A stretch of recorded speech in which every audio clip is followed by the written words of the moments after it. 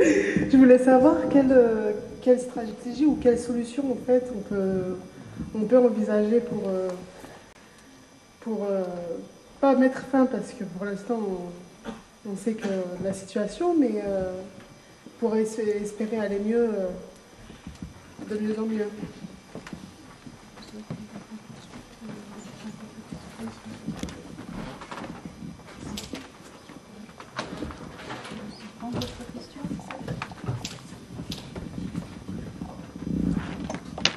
Oui, moi je suis frappée de ce que vous avez dit sur qu'une partie de l'extrême gauche française ne comprend rien et ne veut rien comprendre. Moi je fréquente le collectif Palestine, on a eu des discussions sanglantes, ils continuent à penser que la Syrie d'Assad c'est la défense des Palestiniens et que c'est l'ennemi d'Israël. Et comment on peut faire comprendre ça pour renverser la... Ça me paraît extrêmement important.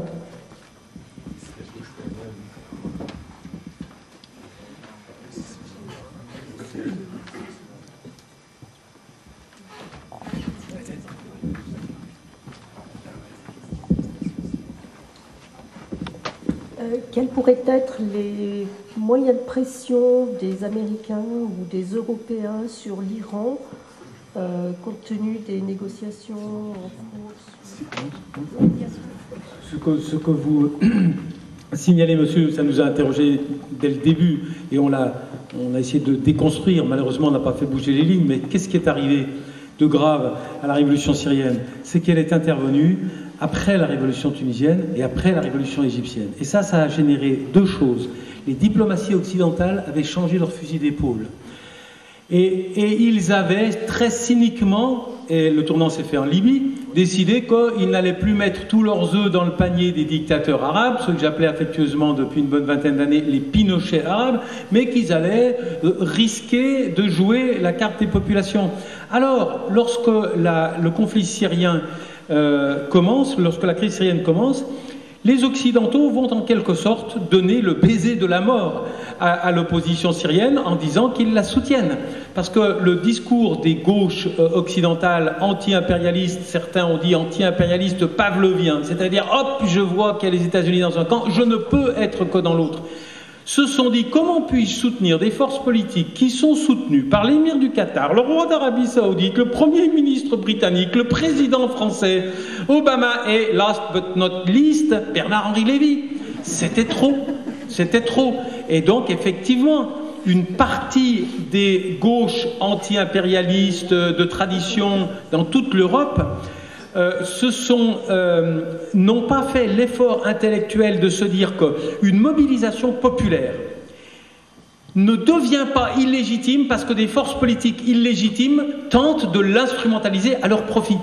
C'est pas parce que les rapaces de la scène internationale viennent soutenir une dynamique populaire après les avoir bafoués pendant des décennies, après avoir proposé, comme faisait Ali Omari à Zine El Abidine Ben Ali, de perfectionner son mode de répression pour que ça passe mieux sur la scène médiatique occidentale. Et ça ne pouvait pas passer. L'effort intellectuel n'a pas été fait, que la mobilisation syrienne gardait sa virginité, quand bien même des forces politiques illégitimes cherchaient à l'instrumentaliser à leur profit. Et ça, on en est toujours là. Moi, j'ai pris souvent cet exemple, mais on était au Mucem ensemble, et il y avait une dame, et j'ai fait rire tout le monde en disant, une dame comme vous et moi, elle était psychanalyste. Alors, tout le monde a rigolé parce qu'elle était psychanalyste. Mais cette dame était persuadée que j'étais un agent israélien. Et elle me le disait avec beaucoup de conviction et beaucoup de sincérité, et ça venait du fond de son cœur. Bravo pour votre propagande et tout. Et bon, voilà, on en est là. Et évidemment, elle était du front de gauche, effectivement.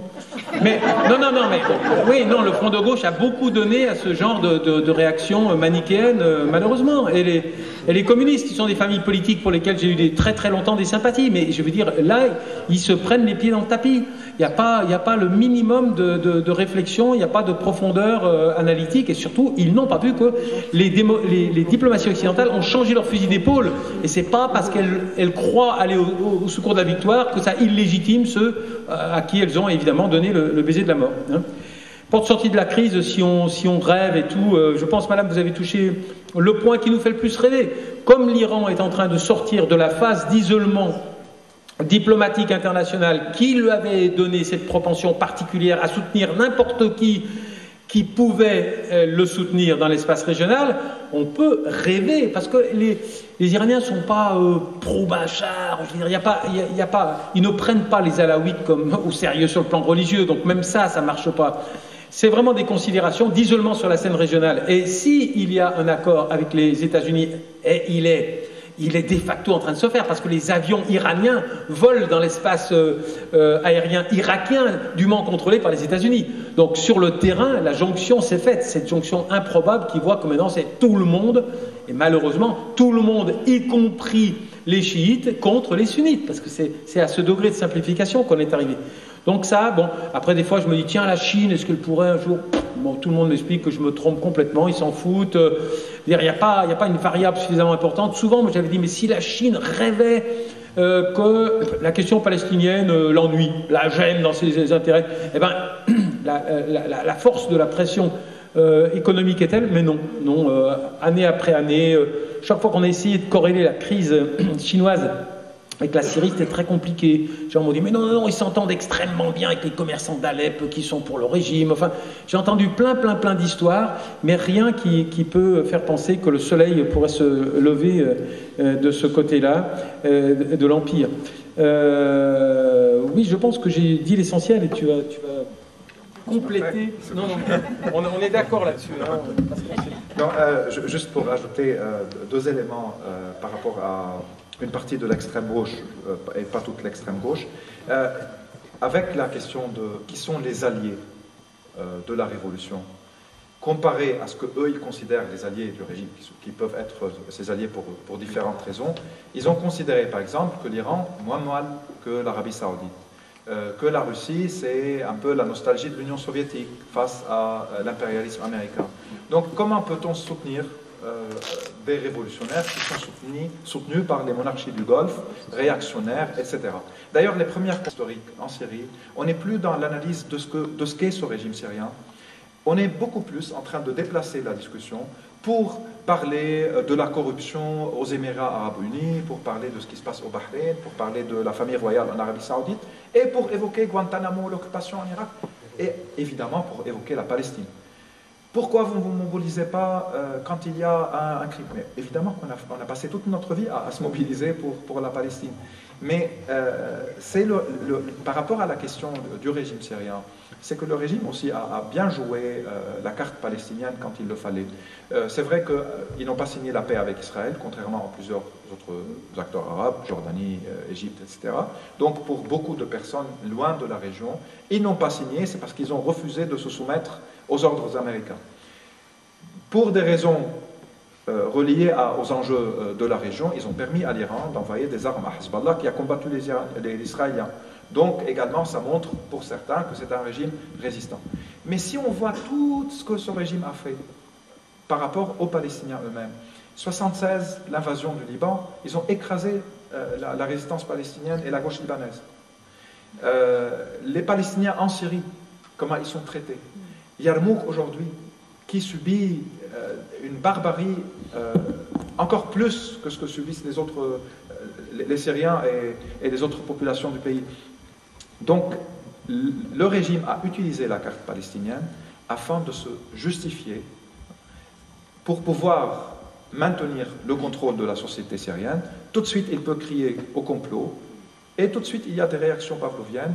Voilà, il est visé par des complots parce qu'il résiste à Israël, parce qu'il ne veut pas signer un accord de paix avec les Israéliens.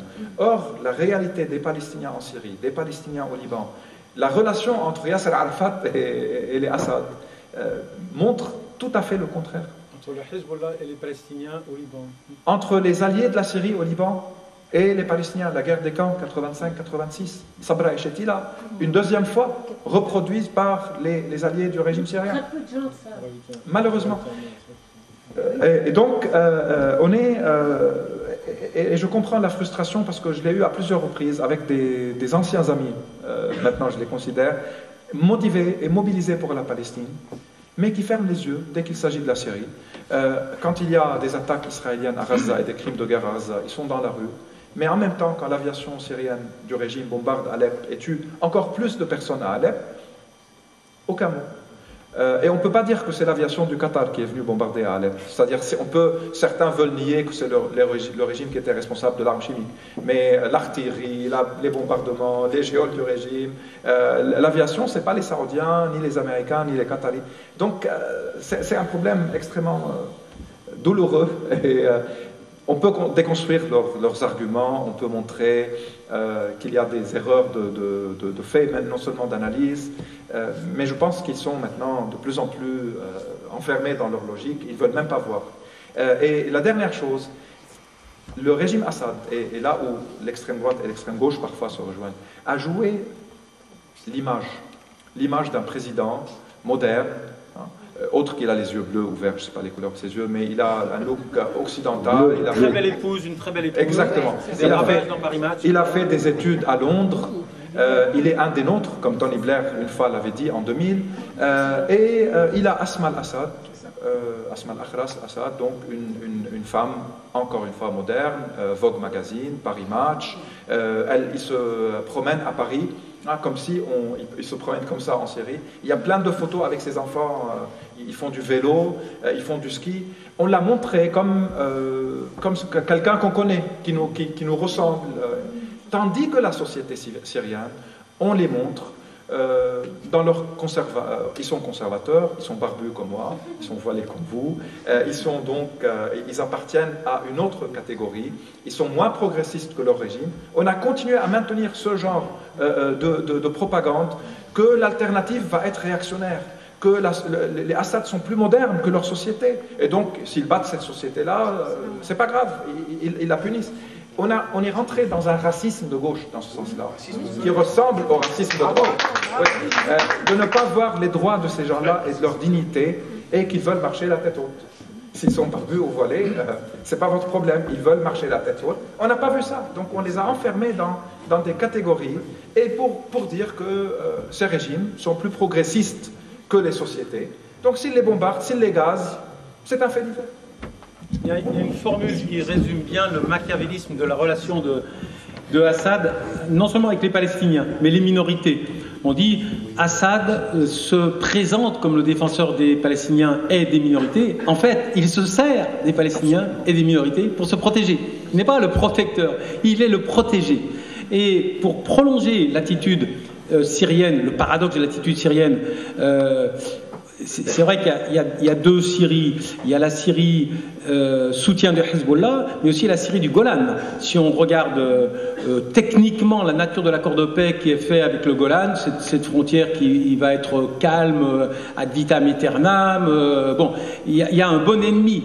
Donc les Israéliens ont une certaine satisfaction. Mais pour souligner exactement avec les mêmes termes, mais plus récents encore, le paradoxe de l'attitude à l'égard des Palestiniens, je citerai un ami que tu connais bien, mais il n'est pas nécessaire de l'identifier, qui est un Palestinien enseignant à Beyrouth et qui disait: si ça continue, je vais interdire à Nasrallah de prononcer le mot Jérusalem. Et sur quoi il se basait pour lui interdire de s'approprier sa cause de Palestinien, sur non pas une histoire d'armes, sur le droit du travail au Liban à l'égard des Palestiniens.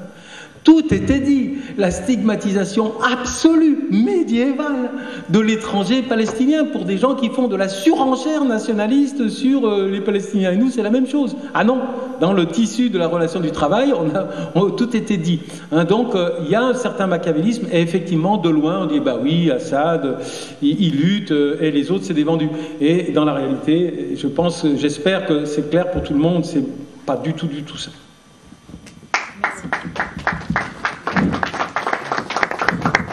Si on peut commencer une deuxième série de questions. Par contre, j'aimerais bien poser ma petite question à moi. Le micro il est dans ma main, donc je profite. Autant que vous êtes tous les deux des politologues. Merci. Est-ce que vous croyez qu'il y a une sortie de cette crise qui ne divise pas le pays est possible? Je profite tout simplement aussi 2 minutes de dire, peut-être je suis Minoritaire. Minoritaire, voilà. Non, j'ai fait partie des gauches syriens qui étaient massacrés par Al-Assad lui-même depuis les années 80. Et peut-être j'ai cette culture de complot aussi. Donc, ça remonte pas à 1918, ce qui arrive aujourd'hui en Syrie, à la fin de la chute de l'Empire ottoman, à l'entrée de l'armée française 1920. Ça explique est-ce qu'il est vraiment tombé à l'eau ou on est en train de le continuer? Est-ce que ça explique la création de l'État d'Israël dans l'actuelle configuration? Un État sioniste et bientôt il va être judaïque. Parce qu'aujourd'hui, ils connaissent en Israël, on demande, il y a une partie de l'écoute, je crois, ou l'ancien droit, enfin les droits israéliens qui demandent de déclarer l'État d'Israël l'État juif. Est-ce que ça ne correspond pas à l'État, à la République islamique d'Iran? Et on a groupé ça, République islamique d'Iran. Et on a applaudi à un moment donné de notre vie. Est-ce que la création de Liban comme République libanaise, en sachant que historiquement, je ne suis pas un Syrien nationaliste, absolument pas, mais le Liban c'est une partie de la Syrie, il est devenu le Liban. Et on a essayé, comme laboratoire, de faire une cohabitation entre chrétiens majoritaires, chiites, un petit peu de sunnites, et une cohabitation dans ces eaux.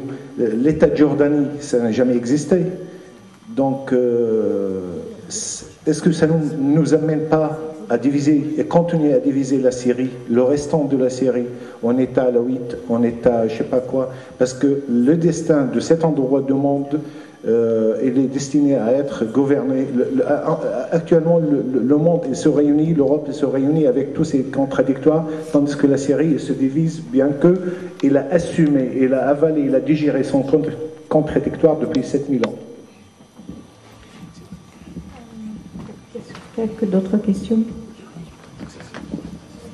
Oui, alors il y a déjà des réponses à des questions que j'avais, mais je voulais vous dire que tous les psychanalystes ne pensent pas comme la personne que vous avez.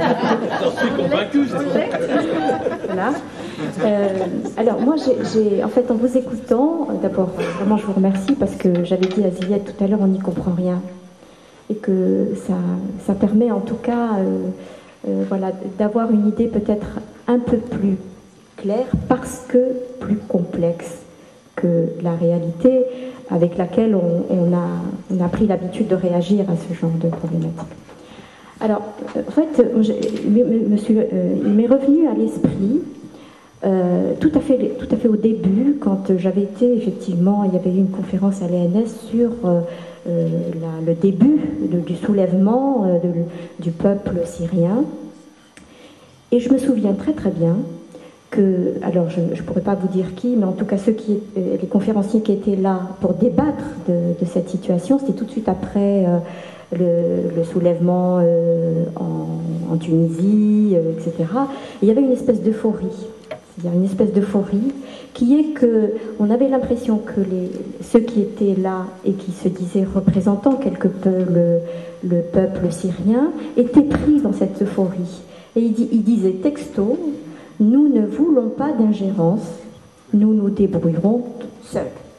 Et il critiquait d'ailleurs l'appel des Tunisiens de l'époque qui souhaitaient que les Occidentaux s'en mêlent. Il disait nous ne voulons pas ça. Nous nous débrouillerons et nous arriverons à nous débarrasser de ce dictateur. Et ça, je me souviens très très bien. Et j'ai l'impression que le temps a joué en la défaveur de ce peuple syrien qui a disparu, vraiment. J'ai l'impression qu'il a disparu de cette orbite qui était prometteur pour une solution humainement plus démocratique et peut-être, je dirais, plus civilisée. Et qu'on a l'impression que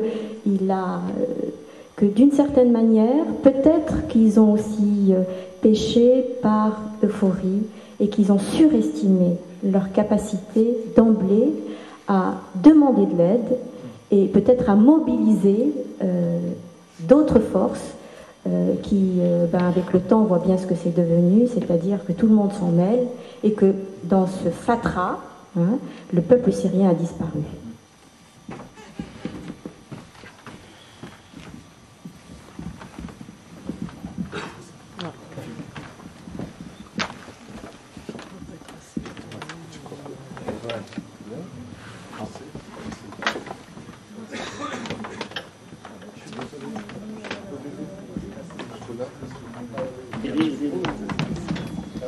Bien. Merci beaucoup aux deux intervenants, deux conférenciers, à cet éclairage extraordinaire de la situation en Syrie. Je voudrais simplement poser une question des deux parties, en fait, concernant la coalition contre le terrorisme, soi-disant, dans la région. Parce que c'est extraordinaire, cette coalition, puisqu'on voit qu'il y a une sorte de sélection dans le choix de ces terroristes qu'on va les combattre. On ferme les yeux sur tout ce qui est lié à l'Iran, c'est-à-dire le terrorisme chiite, Hezbollah, les bras irakiens, très divers, très variés, en Syrie comme en Irak et au Liban. Alors qu'on cible les terroristes sunnites comme celui-ci tout par hasard. Et en fait, ça va dans la même stratégie adoptée par Assad dès le début, de diviser le peuple syrien et cibler particulièrement les sunnites pour isoler les sunnites par rapport aux autres communautés nationales. Donc on voit clairement que les victimes en Irak comme en Syrie, les gens qui ont condamné à l'exode en Irak comme en Syrie, les quartiers choisis pour le bombardement et le baril, soit par l'armée irakienne, soit par l'armée d'Assad, sont des sunnites. Donc ça, c'est vraiment très difficile à comprendre et ça laisse beaucoup de questions ambiguës.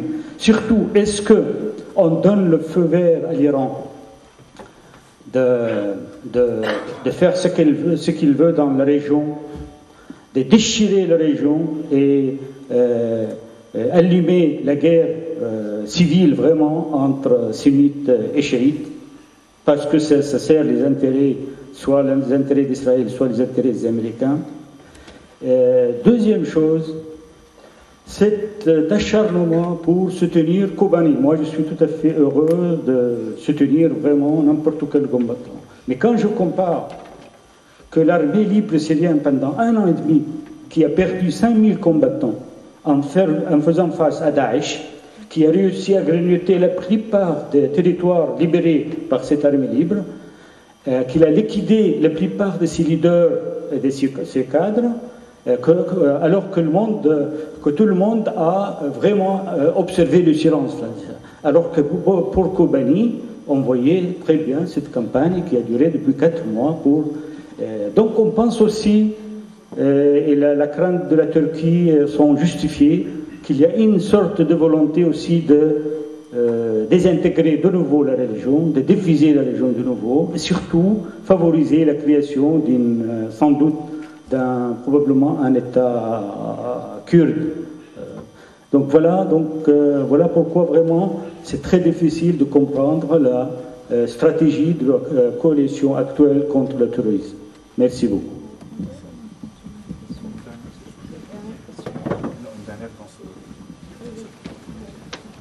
Oui, bon, tout à l'heure, je bouillonnais un peu là quand j'entendais dire que l'extrême gauche et l'extrême droite se rejoignent et aussi assimiler à toute l'extrême gauche des positions qui sont plutôt celles d'une partie de la gauche, parce que je n'ai pas connaissance, en tout cas ce serait nouveau, que le Parti communiste fait partie de l'extrême gauche. En tout cas, ce n'était pas comme ça jusqu'à maintenant. Voilà. Donc, moi je fais partie du NPA, qui est signataire, qui est membre du collectif, et donc qui est en solidarité, et qui, je suis absolument d'accord avec ce qui a été dit. C'est simple la situation, c'est une lutte entre le peuple syrien et une dictature qui l'opprime. C'est extrêmement simple, il n'y a pas d'état d'âme à avoir là-dessus. Hein. Voilà. Dans ces conditions, je pense qu'il faut aussi qu'on ait un débat sur ce qui était appelé de ses voeux un peu par le premier intervenant, beaucoup par le premier intervenant et un peu, je crois, aussi par le deuxième, de l'exigence d'une intervention militaire extérieure. On peut discuter assez sereinement entre nous, une fois qu'on ne s'est pas traité de nos oiseaux, sur le fait que ces interventions extérieures, jusqu'à maintenant, l'expérience qu'on en a dans les autres pays n'ont fait que des dégâts. Hein.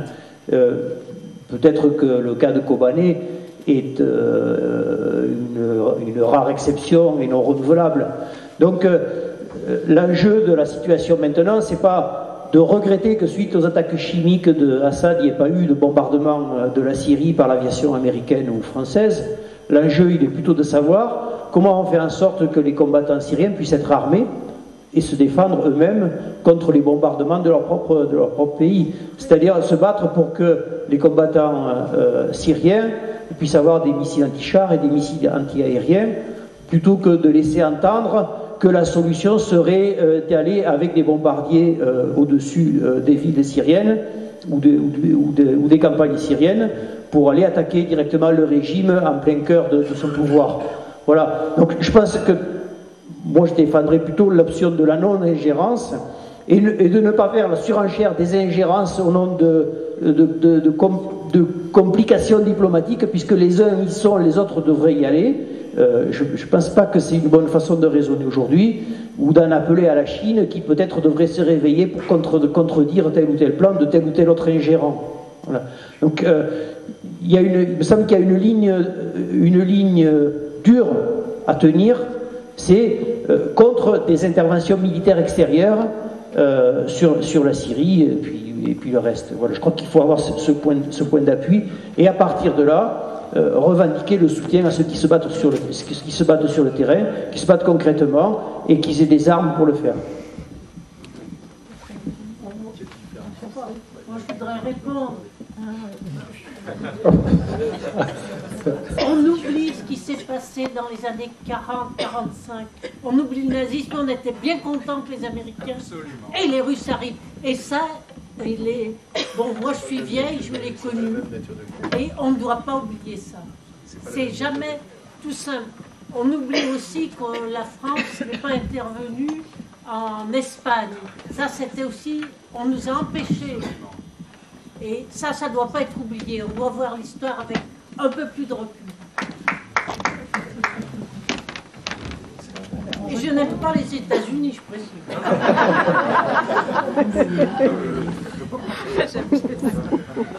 Non,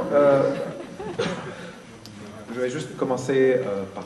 Je vais essayer, en fait, de peut-être proposer quelques idées concernant la question de pourquoi on attaque seulement les terroristes, entre guillemets, ce qui a été dit, je veux dire, les terroristes sunnites et pas les autres terroristes. Je pense tout simplement qu'au niveau de l'administration américaine, il y a depuis quelques années une volonté de réconciliation, de normalisation avec l'Iran. Ils considèrent que le camp chiite est plus discipliné sous le leadership iranien, tandis que du côté sunnite, les monarchies du Golfe n'arrivent plus à contrôler tous les groupes et les réseaux sunnites, djihadistes ou militants dans la région. Donc, vaut mieux essayer de trouver un accord avec les Iraniens qui permettra de contrôler la situation, et que si dans cet accord-là, on peut aussi toucher la question nucléaire, trouver des limites au rôle iranien dans la région, leur offrir la fin des sanctions économiques, ce qui pourra donner à l'économie iranienne de la vie, etc. Je pense qu'il y a une logique de ce genre du côté américain qui a des conséquences, et je ne sais pas si ce qui reste du mandat de Obama va être suffisant pour une réconciliation ou une normalisation avec l'Iran. Obama veut Cuba et l'Iran tourner la page. Ce n'est pas sûr que ça va être le cas. Et si jamais il y a une administration républicaine, je ne suis pas sûr non plus que ça va continuer. Mais ça, c'est une autre chose. Maintenant, par rapport à Assad, oui, c'est vrai. Assad avait, bien qu'il a utilisé la barbarie contre la société syrienne en général, mais il avait ciblé également beaucoup plus, non seulement les sunnites, mais les sunnites ruraux. C'est-à-dire, ou bien les sunnites, les pauvres. Et si on veut aller dans une logique de classe et une analyse de classe, on va très bien le ciblage. Bombarder des régions qui sont pauvres, qui sont au niveau des périphéries des villes, entendre des gens dire que ces gens-là veulent la liberté, ces gens-là méritent les valeurs modernes, eh bien non. C'est-à-dire, ils ne ressemblent pas à ceux qui souhaitent vivre comme en Occident, avec un mode de vie différent, avec les valeurs de liberté, de démocratie, parce qu'ils sont pauvres, parce qu'ils sont conservateurs, parce qu'ils sont exclus de la vie de l'élite syrienne, parce qu'ils sont humiliés socialement dans le quotidien, parce que du Rif de Damas viennent certaines femmes de ménage nettoyer certains quartiers, parce que de telles régions, au Hajar al-Aswad ou dans le sud de la capitale, il y a une population qui est stigmatisée comme telle, parce que des gens qui vivent dans le Yarmouk, ils ont des problèmes socio-économiques parfois, ils vont vivre là-bas. La même chose, toutes les banlieues d'Alep et le Rif d'Alep, qui est un des plus pauvres en Syrie. D'ailleurs, on voit en Syrie, il y a des problèmes au niveau ça peut répondre un peu à ta question, c'est pas... Il y a beaucoup de différences entre les taux de natalité, de la mortalité infantile entre une région et l'autre, qui sont des repères parfois pour voir combien une société est homogène ou pas, mais ça c'est un autre débat, je reviendrai.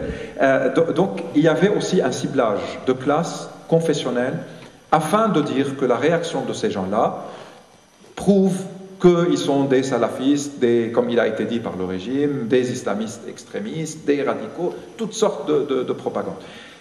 Maintenant, pour la question de Sykes-Picot, moi je ne suis pas dans cette logique-là, peut-être je me trompe. Je ne pense pas qu'on est vraiment en train d'un côté de dire que Sykes-Picot c'est fini, qu'il y a une nouvelle réalité maintenant, ni je pense que Sykes-Picot c'est la seule origine des problèmes après.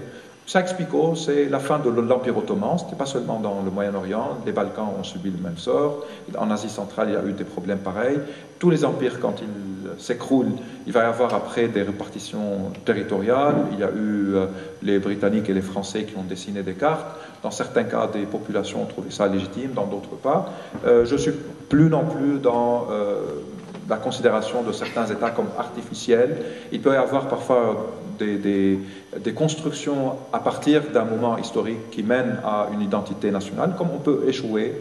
En Syrie même, il y a beaucoup de différences entre une région et l'autre. Ça ne veut pas dire qu'on va diviser ou qu'il faut en même temps imposer un État central qui rend tout obligatoire. Je pense personnellement que l'idée fédérale, pour le futur, même avec les problèmes de l'Irak, mais ce n'était pas à cause du fédéralisme, c'était de comment l'État fédéral a été géré et quelle sorte d'hégémonie a été imposée après Saddam par certains groupes irakiens. Je pense qu'un État fédéral en Syrie pourra peut-être calmer certains désirs d'autonomie ou pourra trouver des compromis entre plusieurs non seulement communautés religieuses, mais même ethniques. Moi, je pense que les Kurdes ont des droits légitimes, culturels et politiques. Donc on ne peut pas non plus considérer que s'ils expriment cela, c'est tout de suite un complot ou c'est une déchirure.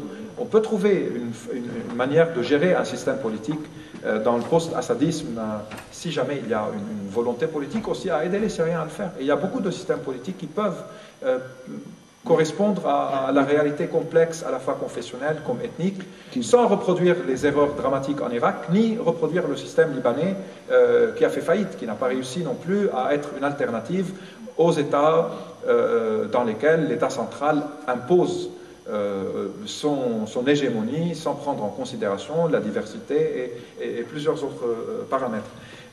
Ce qui change par contre aujourd'hui, et ça c'est un moment assez dangereux, c'est qu'entre le Liban, la Syrie et l'Irak, il n'y a plus véritablement de frontières. Il y a des milices qui font des allers-retours.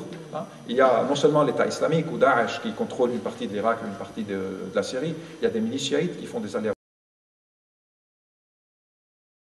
pour combattre Daesh.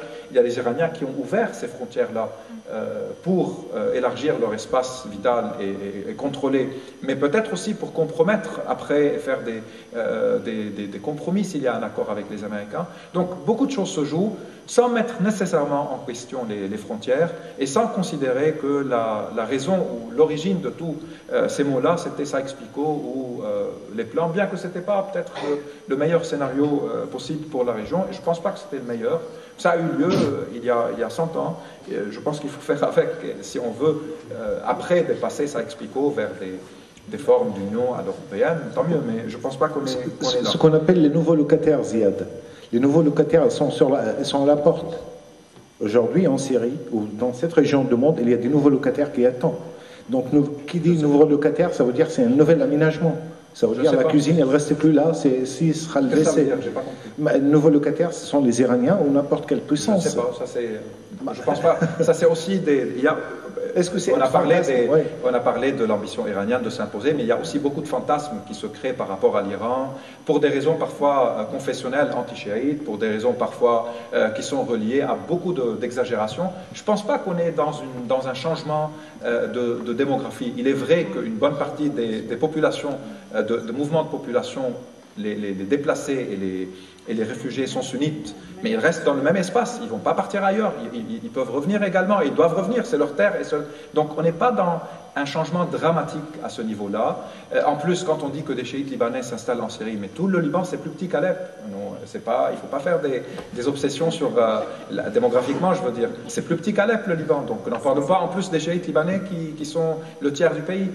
Je pense qu'il y a beaucoup d'exagération à ce niveau-là, sans pour autant nier qu'il y a des confiscations de biens, qu'il y a des achats de propriétés, mais dans un marché mondial, ça arrive partout. Maintenant, en Syrie, avec ce qui se passe, ça peut être effrayant, et il est vrai que le régime Assad souhaite, s'il arrive à se maintenir, parce que s'il ne se maintient pas, tout ça va éclater, mais s'il arrive à se maintenir, il souhaite changer la démographie, il souhaite créer des espaces où il chasse une partie de la population. Mais qui dit qu'il va réussir à le faire? Moi, je ne pense pas personnellement, même si ça va prendre malheureusement encore plus de temps, avec beaucoup plus de souffrance. Et je souhaite juste finir là, par rapport à la question des ingérences. Moi, je ne suis pas un fan des ingérences. Il faut intervenir et il faut bombarder. Je trouve que ça, c'est horrible qu'on arrive là. Mais parfois, dans certains cas, s'il n'y a pas d'intervention, on laisse un dictateur gagner.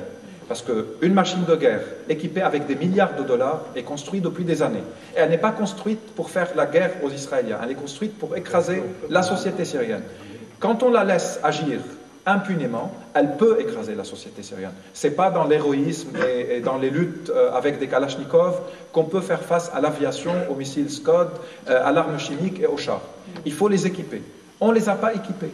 Et parfois, certains se demandent aujourd'hui, mais où sont les révolutionnaires syriens? Où sont-ils? Il y a 200 000 morts en Syrie. Parmi eux, il y a des révolutionnaires syriens. Il y a 200 000 détenus. La majorité sont des révolutionnaires syriens. Il y a des millions de déplacés. Une bonne partie était la base sociale de ces révolutionnaires syriens. Il les a anéantis. Donc, maintenant, avec la situation actuelle, malheureusement, il se peut qu'un bombardement des aéroports du régime, on n'a pas dit un bombardement de la Syrie, jamais, un bombardement des aéroports du régime, un bombardement des bases d'artillerie et de missiles du régime, un bombardement des centres de commande de communication du régime peuvent modifier énormément de choses. Cela n'a pas été fait. Maintenant, on ne le réclame plus. Je pense qu'il faut penser à autre chose. Comment reconstruire l'armée libre, comment soutenir cette armée-là. Mais est-ce possible? Encore une fois, je ne suis pas militaire, je ne sais pas. Mais l'idée n'est pas absolument d'être pour ou contre l'intervention. Ce que vous avez dit par rapport à l'intervention internationale pour battre le nazisme, je pense qu'elle était plus que légitime. Si le monde libre a intervenu pour soutenir les révolutionnaires, les républicains espagnols, Franco n'aurait pas écrasé la société espagnole. Si certains, il y a beaucoup de cas où on peut discuter aussi de cela, c'est pas un tabou d'être pour ou contre. Exactement. Quant à nos amis syriens au début de la révolution, et là ça revient à cette même idée, oui, ils étaient contre la militarisation et contre l'ingérence.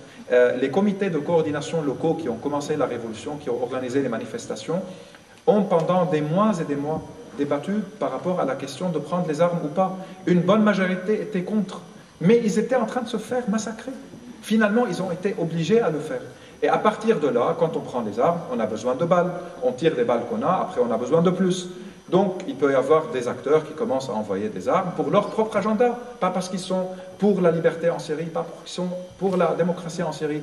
Les Saoudiens voulaient bloquer les Iraniens, les Qataris comptaient sur une montée des frères musulmans dans toute la région, les Turcs avaient un œil sur les Kurdes et un œil sur Assad et les alliances, les Américains étaient hésitants dès le début, on soutient, on ne soutient pas, les Français et les Britanniques étaient heurtés tout le temps au refus autrichien, suédois et allemand d'aider l'opposition syrienne en considérant que Assad est moins pire que les autres. Il y avait beaucoup d'enjeux, mais l'ingérence a eu lieu quand même. Des milliards de dollars ont été envoyés par les Iraniens au régime syrien pour le maintenir.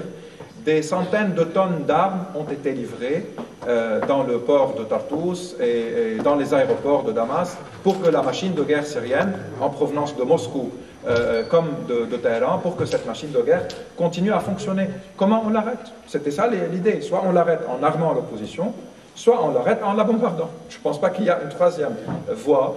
Et parfois, des bombardements pareils, c'est pour sauver des vies, et ce n'est pas pour créer encore plus de problèmes. Est-ce que l'Irak, c'était un bon scénario? Évidemment pas. Est-ce que la Libye était un bon scénario? Non. Mais il peut y avoir aussi des interventions qui étaient évaluées, disons, elle est moins pire, comme la Bosnie, le Kosovo. Il y a des choses qui peuvent être imaginées, ce n'est pas seulement ce qu'on a vu jusqu'à maintenant dans la région. Pardon, avant de vous passer la parole, juste un mot, et c'est une question pécuniaire, mais comme vous savez, l'argent est le nerf de la guerre. S'il vous plaît, en partant, il y a une boîte pour participation donc, à la soirée. Merci bien. Voilà.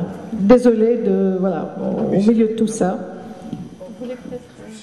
Non, brièvement, de toute façon, puisque beaucoup a été dit, bon, il y a un certain ethnocentrisme politique français qui ne sévit pas qu'à gauche, qui fait rimer ingérence avec occidentale. Mais la crise syrienne est devenue ce qu'elle est comme résultat d'une ingérence étrangère majeure. Et on n'a pas vu les bataillons ni de la gauche ni de la droite descendre en juillet 2013, alors que des milliers de combattants libanais faisaient basculer le rapport de force militaire dans le conflit syrien, dire halte à l'ingérence étrangère. Et on ne parle d'ingérence étrangère que liée à notre nombril politique. Non, il y a eu ingérence étrangère massive de l'Iran par Hezbollah interposé ou directement. Bon, deuxièmement, l'ingérence souhaitée n'est pas nécessairement d'envoyer les troupes françaises, c'était, je pense, l'essentiel, c'était de donner les moyens aux Syriens de se défendre. C'était ce verrou qui est resté fermé de l'armement antiaérien qui aurait empêché au moins les massacres conduits par les hélicoptères. Juste un mot sur la confessionnalisation. Il est absolument évident que la France, quand elle est arrivée en Syrie dans la foulée de l'effondrement de l'Empire ottoman, elle a fait exactement le contraire de ce qu'elle prônait à l'intérieur de la République française. C'est-à-dire que quand on est arrivé, on s'est empressé de diviser en exacerbant les appartenances confessionnelles, et l'État druze, et l'État alaouite, et vas-y que je te divise. D'accord. Mais seulement, il ne faut pas en rester là. La confessionnalisation de la crise syrienne, qui est-ce qui confessionnalise? Qui est-ce qui a intérêt à diviser les gens sur des plus petits maillons que l'appartenance nationale? C'est le dominant, c'est celui qui est en état d'hégémonie. Donc la puissance mandataire ou coloniale a toujours divisé le tissu des populations arabes et musulmanes, mais les gouvernants arabes ensuite ont été des champions de la confessionnalisation. Qui a semé, injecté le venin de la division sectaire dans la révolution syrienne, c'est le régime. C'est le régime avec des... Bon, on l'a écrit en long, en large et en travers. On a recueilli des dizaines de témoignages extrêmement éloquents. Il fallait effrayer les chrétiens, les convaincre qu'ils allaient y passer si la majorité... Bon, quel est le gros défaut des sunnites? Les sunnites, ils ont un gros défaut. Ils mettent longtemps à s'en apercevoir. Ils sont la majorité démographique. Ils sont la majorité démographique. C'est ça leur gros vice.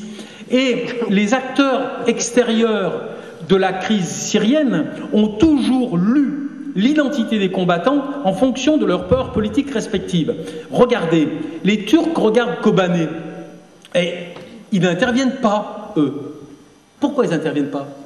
Parce que ces Syriens-là sont beaucoup trop kurdes pour être honnêtes. Et nous, on dit, ouais, vous intervenez pas, mais nous... Pendant des mois et des mois, on a regardé d'autres Syriens mourir. Pourquoi? Parce qu'ils étaient trop barbus, trop sunnites. C'est exactement le même mécanisme qui a joué. Mais on est totalement d'accord. Et ce qui est en train de se passer, mais il me semble que je l'ai esquissé, c'est le pire du pire. C'est-à-dire, on est en train de perdre nos angoisses existentielles devant les descendants de Khomeini pour mieux les concentrer sur les descendants de Ben Laden.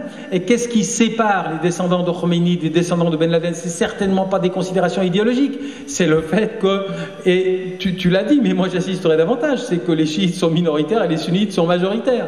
Et donc notre propension à entrer en tension avec la majorité du monde musulman est supérieure à notre propension à entrer en tension avec la minorité. Et c'est pas un choix idéologique. Donc effectivement, maintenant, ce qui est en train de se passer, vous le disiez monsieur, c'est vraiment que ce sont les sunnites qui sont la cible. Mais ça, on peut le retrouver, ce raisonnement, très très très souvent. Les Saoudiens, tout d'un coup, ces Saoudiens, vous savez, ils ont quand même des poils au menton, les Saoudiens, hein, c'est des acteurs extrêmement religieux. Eh bien, je ne sais pas si vous l'avez remarqué, mais ils sont devenus particulièrement hostiles aux frères musulmans. Oh, ça, alors les gens disent, oh là, quand même, les Saoudiens, ils ont mis longtemps, hein, mais ils commencent à devenir bien, ces gens-là. Hein. Ils sont dans notre camp pour lutter contre les frères musulmans. Contre qui ils luttent quand ils luttent contre les frères musulmans? Ils luttent contre la majorité démographique du tissu politique national, d'où peut germer ce qui va porter atteinte à leur rêve d'immortalité. Et donc, ce qui est en train de se passer maintenant, effectivement, tous unis contre Daesh, malheureusement, on aimerait que ça soit la condamnation d'une radicalisation sectaire, mais la radicalisation sectaire, elle était déjà dans le camp du régime. Le régime, il a employé des djihadistes. Hein, à côté de Saïda Zainab, on faisait des grandes fêtes pour célébrer la bataille de Qusayr, on distribuait des biscuits, c'était pas de l'universel politique. On était déjà bien depuis longtemps sur le terrain sectaire. Il y a eu les djihadistes du régime depuis très très très longtemps, les milices irakiennes, etc., etc. Et donc effectivement, vous avez tout à fait raison de souligner que maintenant, ce que j'ai appelé moi cette simplification ultime de la crise qui est en train de se passer, c'est quelque part tout le monde contre les sunnites. Et c'est ce terrible raccourci qu'on doit, au moins par la parole, par l'explication, essayer de relativiser. Voilà, je pense que c'est fini qui confessionnalise. Oui, j'ai dit du mal de tout le monde. Non, l'arme de la confessionnalisation est l'arme des dominants. Souvenez-vous, dans la cour de la récré, tous unis contre le méchant. Vous n'avez pas intérêt à diviser le camp des dominés quand vous êtes vous-même un dominé. Quand vous êtes dominant, ça existe dans toutes les langues, hein, diviser pour régner. Et le régime syrien est celui qui a importé le venin de la division sectaire pour casser le front de ses opposants. Voilà. Une anecdote pour les amis syriens, je vais la dire en arabe. Il y avait une pancarte fin 2012 de combattants syriens. Ils avaient écrit أعلنا إنشاء لواء كفار قريش صلحونا يا عرصات. Non, finalement, si c'est ça le problème, c'est que oui, ça va pas être la même chose, mais que notre brigade, au lieu que ça soit la brigade de Othman Ben Affan ou la brigade avec une connotation islamique ou sunnite, on va l'appeler les infidèles de Quraysh. Quraysh étant la tribu de Mahomet. Donc, on va s'appeler, si vous voulez, les infidèles de Quraysh. Alors, aidez-nous maintenant, si c'était ça le problème. On change juste le label de la brigade et on sera aidé. Voilà, peut-être encore une ou deux... Non. Il y avait une question tout à l'heure. Je voulais juste faire une remarque et ma question. La remarque, c'est que, bon, je suis très contente de ce qui a été dit, à savoir par Ziad Majed, à savoir que ce sont les couches populaires qui ont été ciblées par Assad, mais parce que ce sont les couches populaires qui se sont mobilisées massivement.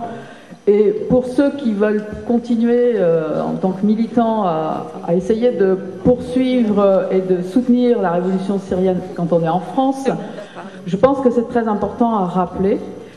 Contre ceux qui plaquent en permanence un discours ou des qualificatifs religieux sur quelque chose qui est en fait une mobilisation populaire.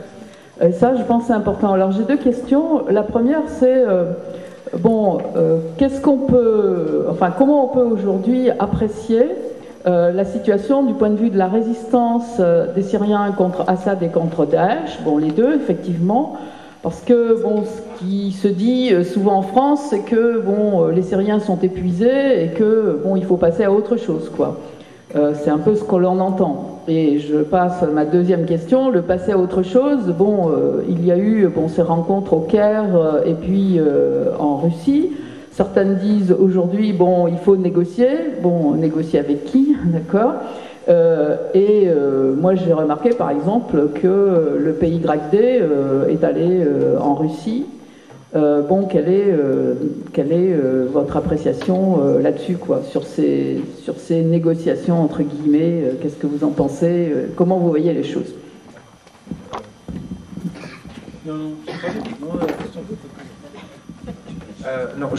Pour les négociations, et donc ça ramène à la sortie de crise, oui, je pense qu'il faut en même temps trouver une solution politique. Mais cette solution politique ne peut pas passer avec la famille Assad. Et depuis Genève 1 et puis Genève 2, c'est le problème. La transition politique d'après Assad doit se faire peut-être avec une partie du régime, avec une partie de ceux qui sont des notables dans la communauté alaouite ou dans certaines institutions de l'État qui n'ont pas de sang sur la main, comme il a été dit, mais il ne peut pas y avoir une solution politique avec les Assad.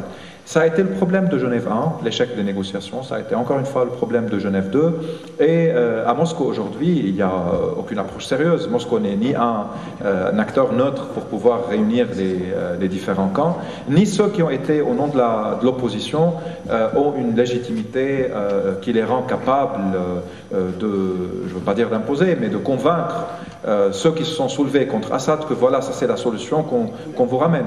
Donc c'est juste une volonté d'acheter du temps, de gérer un peu certaines formes de négociation, sans pour autant aller plus loin que ça. Je pense que c'était juste pour la forme, et les Américains ont laissé les Russes faire, parce qu'eux, ils ne s'engagent pas, mais je ne pense pas qu'il y avait un travail important. Au Caire, il y a eu des tentatives de trouver des plateformes en commun entre certains groupes de l'opposition, mais il y a toujours des réserves émises par des groupes par rapport aux autres.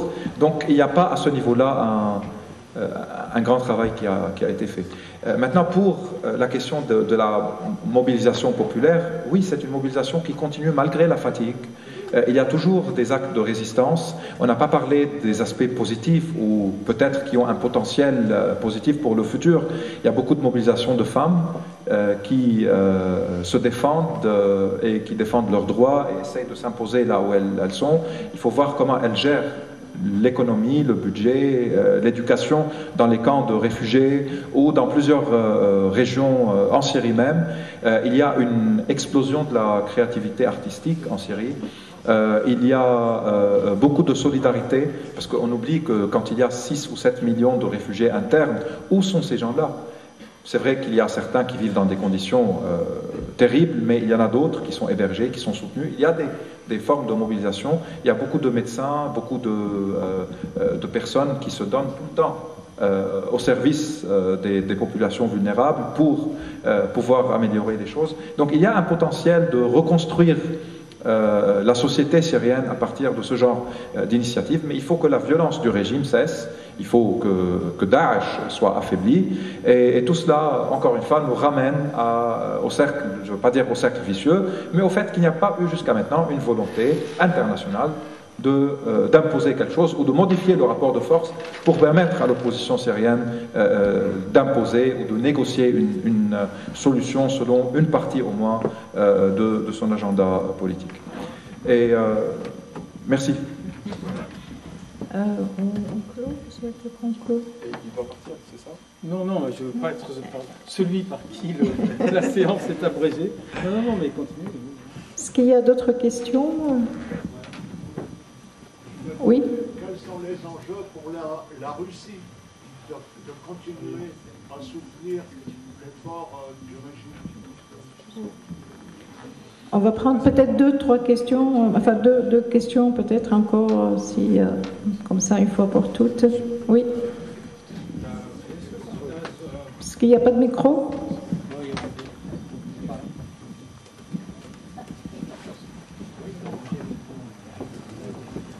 Merci. Est-ce que la situation actuelle en fait arrange pas tout le monde dans le fait où on a vu en fait que l'intervention en Libye avait été un fiasco, enfin avait créé une division extrêmement créant des groupes terroristes un peu instables, et est-ce que la situation en fait n'arrange pas absolument tout le monde d'avoir en fait des clans à peu près clairs et à peu près sous contrôle, mine de rien, plutôt qu'avoir un éclatement et possiblement une balkanisation totale en fait, de la région avec l'apparition du groupe incontrôlable.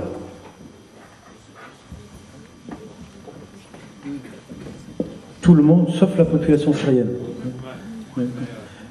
Oui, bien sûr, je pense que c'est ce que j'ai essayé de dire, parce que l'Iran et la Russie sont pour le maintien du régime, et ceux qui sont apparus comme étant partisans de la fin du régime ont commencé tout doucement à faire marche arrière.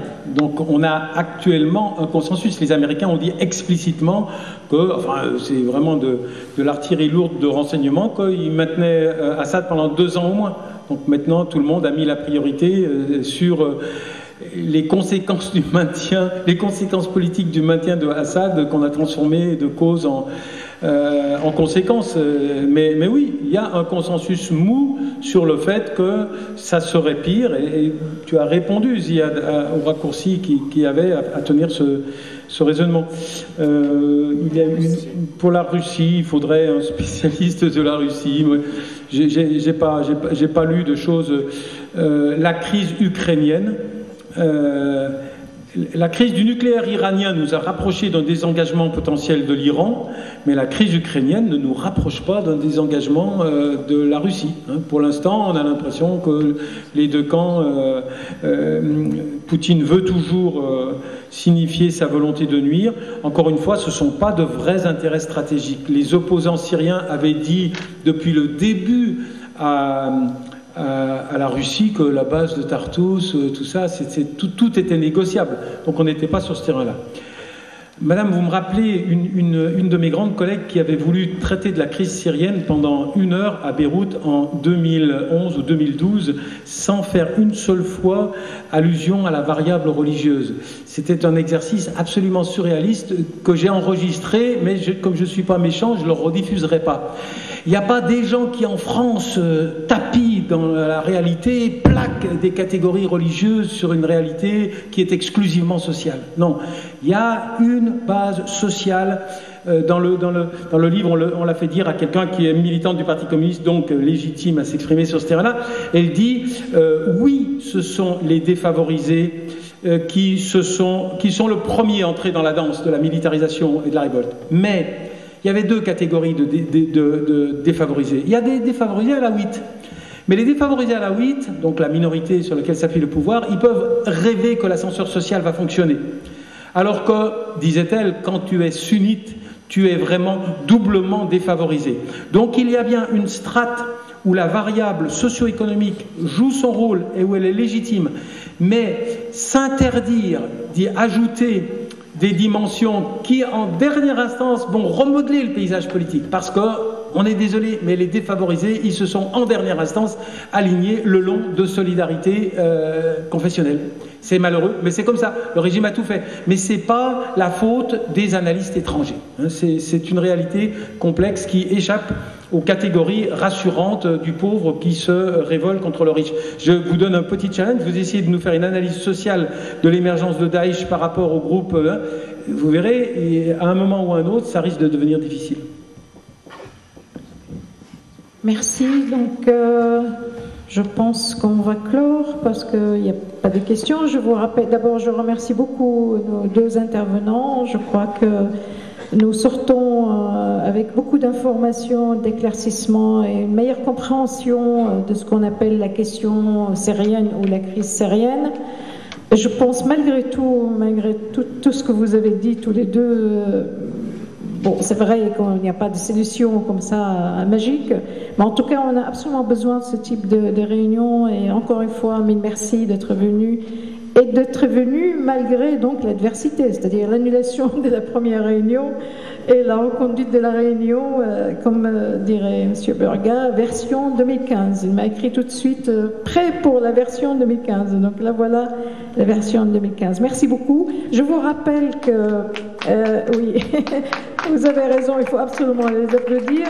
Je vous rappelle qu'il y a de la documentation ici.